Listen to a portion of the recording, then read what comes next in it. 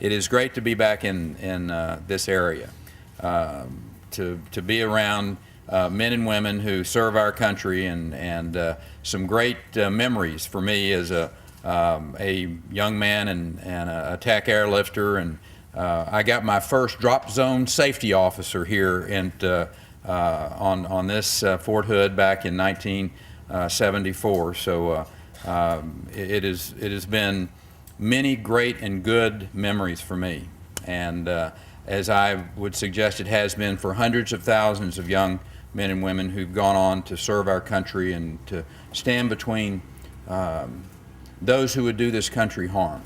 And we can never say thank you enough for those young men and women who serve us today, currently, and have served us. So the veterans who are here, thank you very much.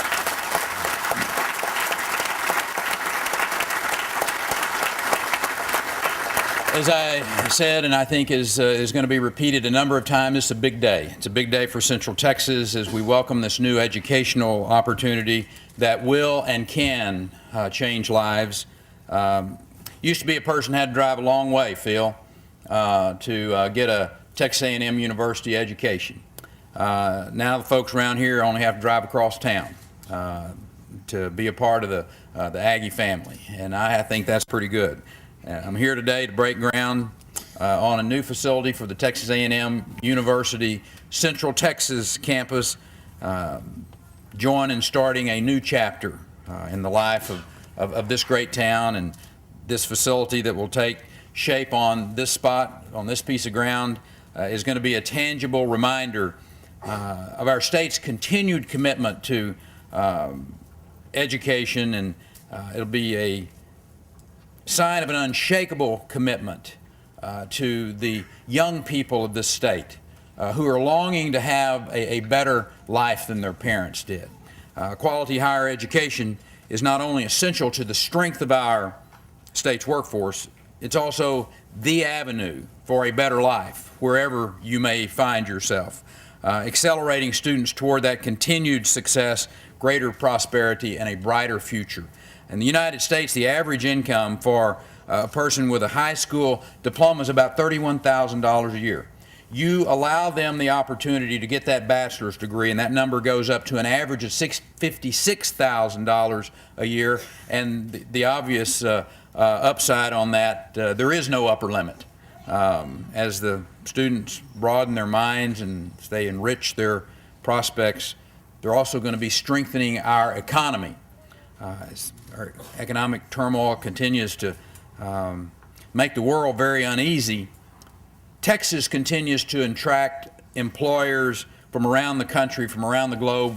We were in Victoria, Texas yesterday, and just last week, Caterpillar, one of the great names in the industrial world, announced that they're picking up lock, stock, and barrel out of a lesser state, and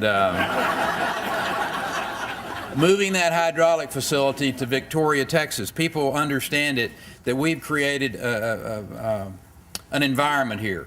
And these members of the legislature that are going to speak, I give great credit to for having the courage to put into place tax and regulatory and legal policies, Ralph, that really make a difference, that small businessmen like yourself who understand that you have the opportunity to come and risk your capital, but in Texas you have an opportunity to keep more of it.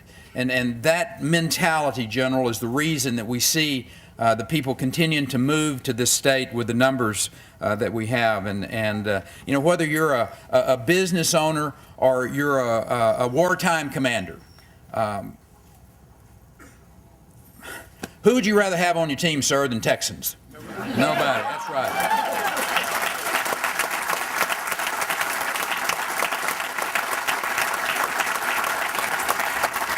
So as this world economy becomes more complex, as technology rapidly advances, we're working to keep our pool of quality educated employees growing right along with it. And that's why what is occurring here is so important, not just to Central Texas, but for this entire state. And we've been working continually to improve the education in Texas. And doing everything that we can to ensure that students graduate high school and or career ready. Our efforts to beef up the accountability in our public schools, invest in the subjects like our science and technology and engineering and math, they're paying great dividends. Texas was recognized this last year as one of only 4 states, for instance, to close the achievement gap in math. On the advanced placement test, our student participation is up by 170%, and our passing rate is up by 140% in just the last 9 years. Texas has the highest. They got the highest overall number, or I should say it has one of the highest overall numbers of students taking the SAT test in the nation, and the percentage of first-generation college students are at above the national average. And you know, these kids aren't just taking the test. They're going to school. They're making for a better life. And the fall of 2008 to the fall of 2009, in that 1-year period of time, Mr. Chancellor, our number of students that went to higher education increased by over 100,000 in this state.